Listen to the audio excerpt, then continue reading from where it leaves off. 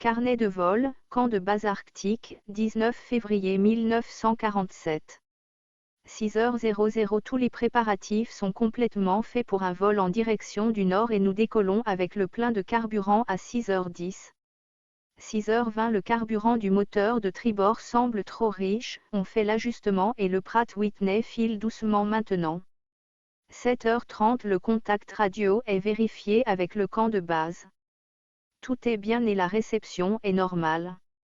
7h40. On note une légère fuite d'huile dans le moteur de tribord, l'indicateur de pression d'huile cependant semble normal. 8h00. Une turbulence légère est notée dans la direction de l'est à une altitude de 2321 pieds, correction à 1700 pieds.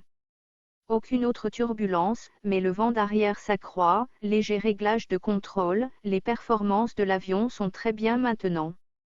8h15. Contact radio avec le camp de base, situation normale.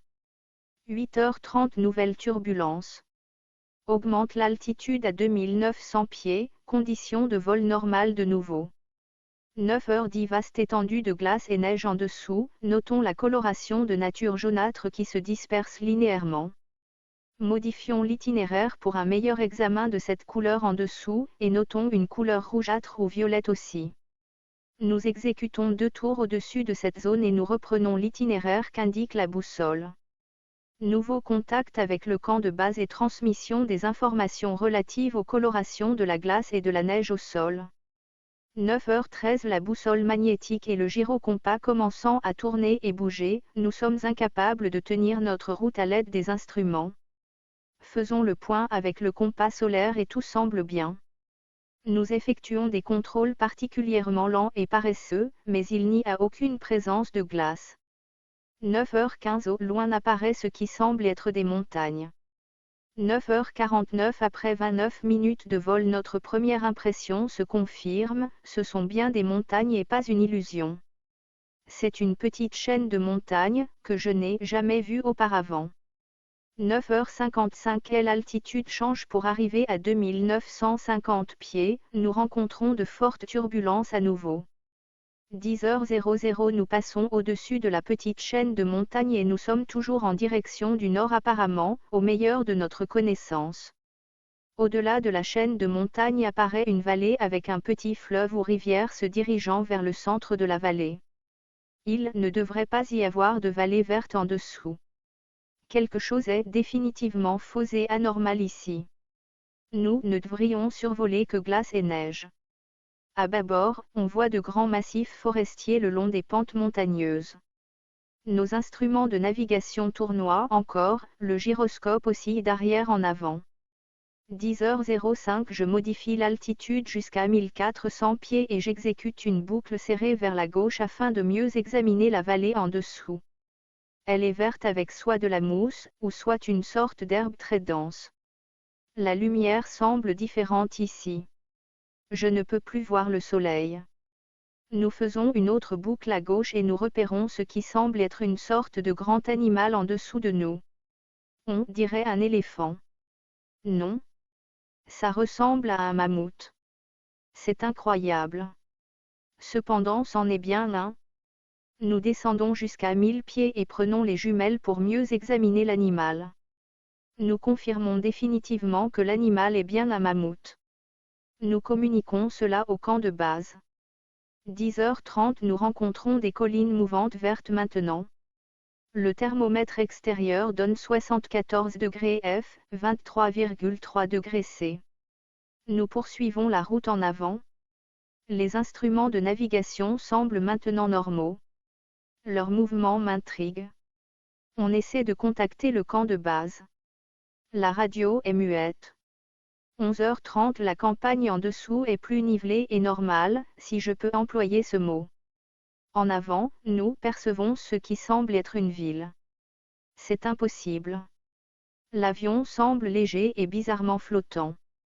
Les contrôles refusent de fonctionner. Mon Dieu! Hors bâbord et à tribord apparaît un étrange type d'avion. Ils approchent rapidement le long de nos côtés. Ils sont en forme de disque et ils sont resplendissants. Ils sont assez proches maintenant pour que nous puissions voir leurs inscriptions. C'est une sorte de svastika. C'est fantastique. Où sommes-nous? Que nous arrive-t-il? Je tire de nouveau fortement sur les contrôles. Ils ne répondent pas. Nous sommes pris dans un invisible étau d'un certain type. Trajectoire d'une société satellitaire, aucune ne passe au-dessus du pôle géographique. 11h35, notre radio se met à crépiter et une voix anglaise en sort avec ce qui pourrait être peut-être un léger accent nordique ou germanique. Le message est: bienvenue, amiral, dans notre domaine. Nous vous ferons atterrir dans exactement 7 minutes. Détendez-vous, amiral, vous êtes dans de bonnes mains. Je note que les moteurs de notre avion ont stoppé. L'avion est sous un étrange contrôle et vire maintenant tout seul. Les contrôles sont inopérants. 11h40, nous recevons un autre message radio.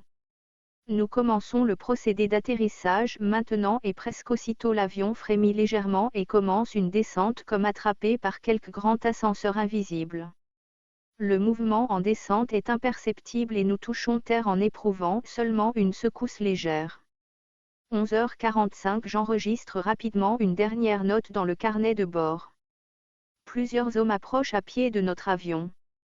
Ils sont grands avec la chevelure blonde. À une certaine distance, on aperçoit une grande cité scintillante en jets colorés d'arc-en-ciel. Je ne sais pas ce qui va arriver maintenant, mais je ne vois aucune arme sur ceux qui approchent. J'entends maintenant une voix me commandant personnellement d'ouvrir la porte de la cale de l'avion. J'obtempère. Fin du journal de bord. À partir de maintenant, j'écris ici tous les événements qui suivent de mémoire. Cela défie l'imagination et passerait pour de la folie s'il n'était pas arrivé vraiment. L'opérateur radio et moi sortons de notre appareil et sommes reçus de la plus cordiale manière. Nous montons alors sur une petite plateforme mobile de transport sans roues. Elle nous amène vers la ville scintillante avec une grande rapidité. Comme nous approchons, la ville semble être faite en matière cristalline. Bientôt nous arrivons à un grand bâtiment qui est d'un type que je n'ai jamais vu avant. Il paraît être tiré directement des croquis de Frank Lloyd Wright, ou peut-être mieux encore d'un film de Buck Rogers. On nous offre un certain type de breuvage chaud qui a un goût qui ne ressemble à rien de ce que j'ai connu auparavant. C'est délicieux. Après environ 10 minutes, 2 de nos merveilleux hôtes viennent nous rejoindre et nous annoncent que je dois les accompagner. Je n'ai pas d'autre choix que de m'exécuter. Je quitte mon opérateur radio et nous marchons une courte distance puis pénétrons dans ce qui semble être un ascenseur. Nous descendons pendant quelque temps, la machine s'arrête et la porte de l'ascenseur glisse silencieusement vers le haut. Puis nous suivons un long couloir éclairé par une lumière rose qui semble émaner des murs eux-mêmes. Un des êtres nous fait signe de nous arrêter devant une grande porte. Au-dessus de la porte se trouve une inscription que je ne peux pas lire. La grande porte glisse en s'ouvrant sans bruit et on me fait signe d'entrer. Un de mes hôtes parle. N'ayez aucune crainte, amiral, vous allez avoir une audience avec le maître. Je marche à l'intérieur et mes yeux s'ajustent à la belle coloration qui semble remplir la pièce complètement.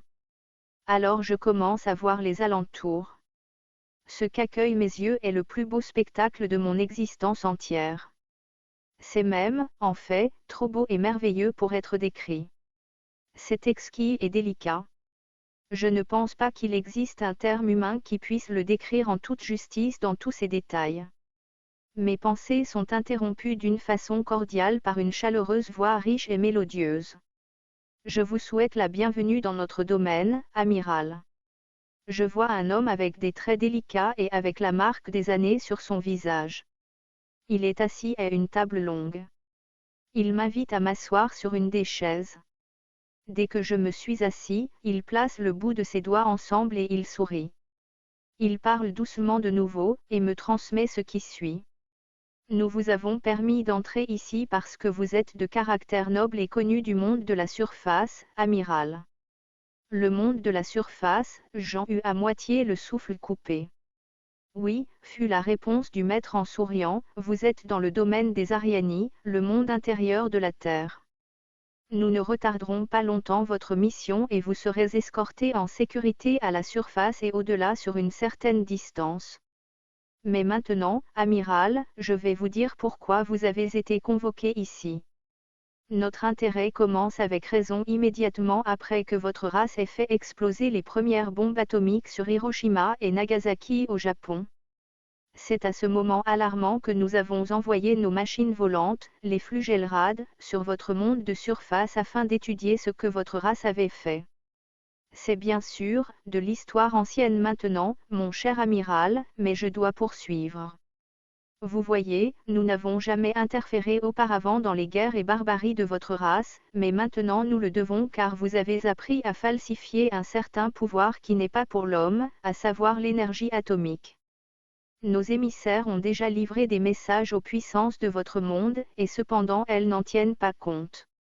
Maintenant vous avez été choisi pour attester que notre monde existe. Vous voyez amiral, notre culture et notre science sont en avance de plusieurs milliers d'années sur celles de votre race. Je l'interrompis, mais qu'ai-je à voir avec tout cela, monsieur? Les yeux du maître semblèrent pénétrer profondément mon esprit. Après m'avoir analysé pendant un moment, il répondit, votre race a maintenant atteint le point de non-retour, car il y a ceux parmi vous qui seraient prêts à détruire votre propre monde plutôt que d'abandonner leur prétendu pouvoir. J'acquiesçai, et le maître continua. En 1945 et par la suite, nous avons essayé de contacter votre race, mais nos efforts n'ont rencontré qu'hostilité et nos Flugelrad furent mitraillés. Oui, et même poursuivis avec malice et animosité par vos avions de combat. Aussi, maintenant je vous le dis mon fils, il y a un grand orage se concentrant sur votre monde, une fureur noire qui ne s'épuisera pas pendant de nombreuses années.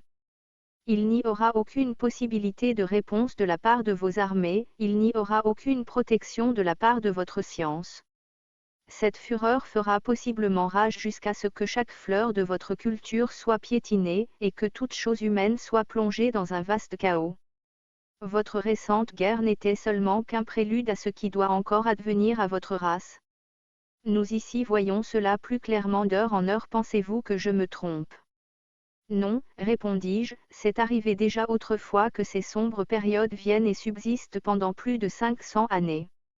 Oui, mon fils, répondit le maître, les périodes sombres qui viendront maintenant pour votre race couvriront la terre comme un drap mortuaire, mais je crois qu'une certaine partie de votre race traversera cet orage, après cela, je ne peux pas dire. Nous voyons, dans un avenir très loin, un nouveau monde renaissant des ruines de votre race, cherchant ces trésors perdus et légendaires et qui seront ici, mon fils, grâce à notre sauvegarde. Quand ce temps arrivera, nous viendrons à nouveau aider votre culture et votre race à revivre. Peut-être, d'ici là, aurez-vous appris la futilité de la guerre et de ses conflits et après ce temps, une partie de votre culture et de votre science vous sera rendue afin que votre race recommence à nouveau. Vous, mon fils, devez retrouver le monde de la surface pour lui confier ce message. Avec ces derniers mots, notre réunion sembla arriver à son terme. Je restai un moment comme dans un rêve mais, pourtant, je savais que tout cela était la réalité et pour une raison étrange, je m'inclinai légèrement, soit par respect ou soit par humilité, je ne saurais le dire. Soudainement, je pris conscience que les deux hôtes magnifiques qui m'avaient amené ici se tenaient de nouveau à mon côté.